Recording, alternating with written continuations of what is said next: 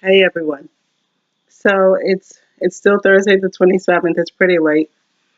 The house is quiet, so I decided to shoot a second video. One thing I wanted to talk about in further detail is what you should expect after you leave. And remember, I keep asking everyone to please research cults, research how they operate. One of the reasons why I keep, stressing that is because cults do not operate from honesty. They operate from dishonesty. They operate from deceit. Okay? And just think about this. When you learn the truth about the truth, it's not that you learned it because the cult came and confessed to you. You learned the truth about the truth because you went digging for it. Okay? So that's what I mean. The cult is not operating from a place of honesty. They're not going to act in an ethical manner. And so you need to be prepared for that when you leave. So this is what I'm going to be talking about today. I'm going to be exposing some of the things that cults do. Um, as far as with ex-members and things. And I've talked about this in the past, but because you guys are going to be 18, 19 years old when you leave, I wanted to go a little bit further in depth on this subject and talk about it more in detail. Okay, so let's talk about harassment and what cults do to any, and this is done to anyone who speaks out negatively against the cult, anyone who they feel that could pose a threat to the cult. And when I say anyone, it could be anyone, a blogger, anyone who does a podcast, anyone who has a YouTube channel, anyone who is an admin or a member of a XJW Facebook group. Okay, um, journalists, any journalist that speaks out against the cult could become targeted. Um, it could, like I said, even a cult specialist who identifies JWs as a cult could be targeted for harassment. Okay, so let's make that clear. Now, what are the kinds of harassment that they do? They I'm gonna put some information below, but as far as harassment, you can research gang stalking, and that is the type of harassment that cults resort to cause problems for ex-members and so on. And I've experienced it. I've talked about it before in the past, and I've experienced it. So again, that information will be below in the description area. One thing that I keep stressing to you as well is to be careful of who you allow in your social circle. All right, and the reason for that is because the cult realizes that when we leave, our family cuts us off. We lose many of our friends that we knew maybe since childhood. So they know that we're socially isolated. They know that we're socially desperate. So they use that against us. And they do that by planting people in our lives. It could be a neighbor, a coworker, a classmate. It could be anybody. And this person is planted in our lives, and it may not be so much that they cause problems for us, but they disrupt our lives, kind of. And that's what we have to be careful of. That they lead us down the wrong path. They give us bad advice. They ask us to get involved with things that we know that we shouldn't be involved in. Okay, so that's what the cult is doing. It's using our desire for companionship and wanting to socialize with others, and it's using that against us. Um, Another thing that cults do is online harassment. So, for example, if you are on social media, and let's say that there's any group that has to do with religion, the Bible, God, Jesus Christ, um, XJWs, the cult is monitoring those groups. The cult is in those groups. They're monitoring what we're talking about. Um, and one of the things that cults do is they resort to starting arguments amongst the members of the group. I remember I was in one XJW group, and every 5 minutes there was an argument breaking out. And so I left after about a week. I just left the group. It was just ridiculous. But But but again, you could tell, for me, I could tell easily that it was those arguments were scripted. In other words, they were intentional. Okay. And usually it's the same person each time that starts a fight with a different member of the group. Okay, so that's one way that you know that it's norm. It's, again, that gives it away that that person was planted there by the cult. I've seen people where they get into the XJW groups and then they try to start talking about the JW doctrine as if they're doing an online Bible study or something. They try to review, the cult's beliefs. They try to review, you know, songs or whatever from the song book and all of these kinds of things. So it's kind of like they just try to bring up as much rhetoric and stuff from the cult as possible. And again, it's just to keep you engaged in cult stuff. Even though you left, they want to keep, you know they want to keep intruding on your life with cult material, basically. So that's what you again, you can sense it. You can kind of tell, if usually when someone brings up cult material, it's to make a point about something, a teaching or something that they disagree with, or a point that is wrong, right? So, for example, the December 2018 Watchtower, it recommends that, Jehovah's Witness women who are married to an abusive spouse to stay in the marriage. And so, of course, this is a human rights violation. And so, to bring attention to that kind of an article, that makes sense.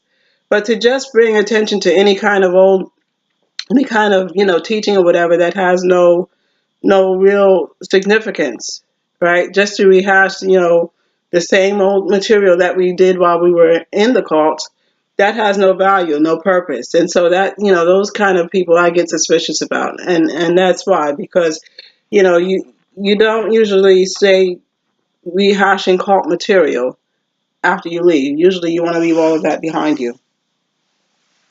Um, Another thing that you should be aware of,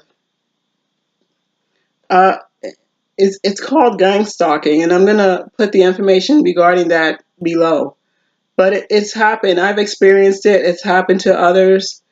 It does exist.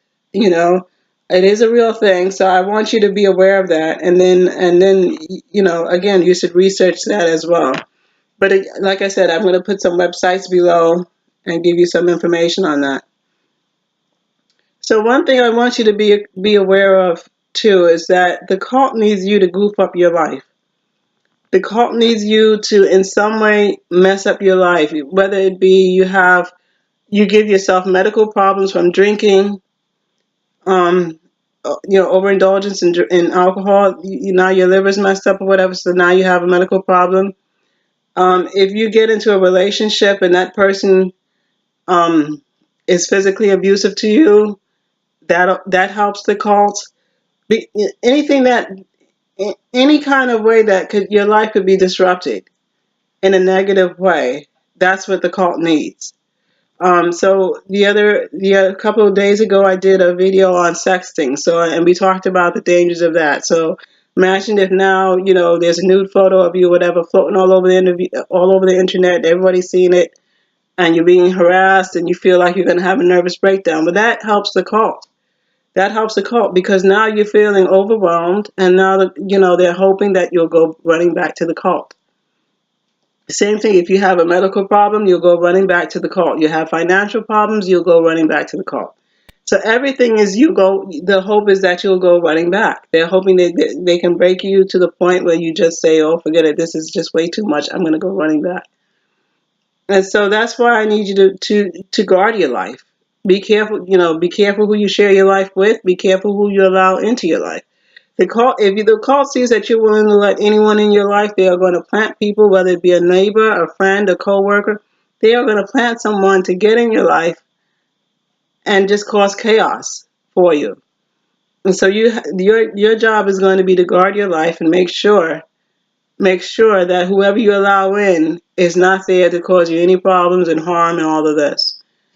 And so that's why, like I keep saying, to be very selective with whom you associate with and whom you allow into your life. That's why. Um, it's the reason why this subject is important to me is because for me, it would be a shame to have you guys leave at the age 18, 19 years old when you should have your whole futures ahead of you. And then you make poor decisions and poor choices, and you end up worse off than when you were in the cult. So that's why I keep stressing this to you. You got to be careful, make wise decisions, blah, blah, blah. The other reason I want to make this video is because, like I said, when you leave the cult, the temptation is to just go off the rails, and, you want to do everything. You want to party, drink, drugs, this, that. And that's the normal reaction, right? I'm free from the cult, from all this controlling, dictatorship stuff I can and can't do. I'm finally free, and now I want to do everything. The thing is, you're in college, right? Hopefully you're going to college, and you need good grades. You need scholarships. You need to probably be working full time while you're in college to help pay for it, right? So again, you don't. That's what I mean. You want to make it so that you're able to take care of all these responsibilities. And if you go off the rails and you're getting involved in drugs and over drinking and all this other stuff, then that's going to negatively impact your studies and all the rest of it. And so then now you've set yourself up for problems, and you go back to the cult. So again, that's what I mean. The cult is trying to figure out if they can get you back to the cult, how can they do it? And they're going to try anything and everything they can. Is it drugs? Is this person so eager to be in a relationship that maybe we can get to her that way? Is this person, if their coworkers tell them, listen, let's go out for, drinking every day after work, is this person going to do it? Because if they will, we can get to them that way. So again, they're just looking for an inroad. They're just trying to figure out, where is your weak spot? How can they get to you? And it's going to be your job to really make wise decisions. And because they're counting on you not knowing how cults work, then you won't, they're counting on you not being aware that you're being manipulated. And that's why I'm doing this video, is because that is one thing that cults do, is that they manipulate you. And they try to use anything to get you to go back and to hurt you, basically, And so, knowledge is power. This way, by knowing about it and knowing the way they work, knowing what cults do, that helps you. One thing I always want to recommend is, if you are harassed, especially, for me, there's been times I've come home from work and my things are rearranged or whatever. So it's like they're giving me clear message that, they were in my apartment. So one thing I want to recommend to people is, if you can get a home security thing where you have video cameras or whatever set up throughout your home, that's fine. That's fine. 9 times out of 10, the cult is going to make sure that they don't get busted. So, getting getting proof that they're behind it is going to 9 times out of 10 be difficult. But definitely you want to try, if you can, to prove who's behind it, and get proof of it. But then the other thing you want to do is, you don't want to stay silent about it. And the other thing, you shouldn't feel victimized. You shouldn't feel victimized. So for me, I've been harassed before, in the past and presently. I get harassed from the call. But I just, my way of dealing with it is, I use social media to go after the cult. So I use both Twitter and Facebook. And I go after the cult. I'm in 2 JW Facebook groups. And, with those groups, we're allowed to interact with the members, provided we don't, as long as we aren't disrespectful and, uncivil. So, we question them and we challenge them on their beliefs. And, what my goal is to help some of them just think about about the cult, to question what they're being told. So that's, if I can get people to question Watchtower and to leave the cult, I'm happy. I'm happy. Does it make me even with the cult for the harassment? Nope. No, it does not. But at least I feel like less victimized. And it sends a clear message to the cult. If you mess with me, I'm going to mess with you. I'm going to come after your membership. I'm going to expose you to the cult. I'm going to expose you to the world. I'm going to go on social media and I'm going to tell them what your story is. And if it's going, if it's going to be war, it's going to be war. But that's how it is. And so that's what I recommend all of you do as well. Take that position that you're not going to be victimized. All right. And so what I also want to recommend to you is that, Watchtower needs its membership. Watchtower needs as many members as it can possibly get. On the 27th, right, of September, there's a lawsuit in Montana, and the jury awarded a Jehovah's Witness like $34 million. So they're losing money. Watchtower's losing money. They have all these worldwide sex abuse cover-up cases and things that they're being sued for. And so it's costing Watchtower money. And so, there's no better way to go after Watchtower than going after its membership, because the less members they have, the less money they have. Okay, and then it just puts Watchtower in a position where they just have to sell off their properties. But, that's the importance of it. That's the importance of it. And so that's what I also recommend to you. If you ever find yourself that you feel you're being harassed or whatever, the first thing you should be doing is going after Watchtower, whether it be by doing YouTube videos, by going after their membership, whatever it is, you should be going after Watchtower. That being said, there was two Kingdom Halls. There was a Kingdom Hall, two of them in Washington, the state of Washington in the United States, that were burned. Right. So the first two. It was set on fire, and then the arsonist went back. He set two Kingdom Halls on fire on the same day. Okay. Then he waited, like, I think it was about 2 or 3 weeks. He went back to one of those same Kingdom Halls, set it on fire a second time. And then that time, that Kingdom Hall, actually, that was it. It was destroyed. Okay. So the second time he went to that one Kingdom Hall, he demolished it. That Kingdom Hall was destroyed in the fire. So I want to make this clear.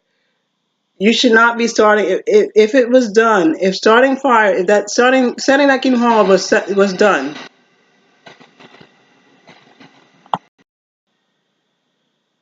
So if setting that Kingdom Hall on fire was done in retaliation for harassment, that is not an acceptable way to retaliate.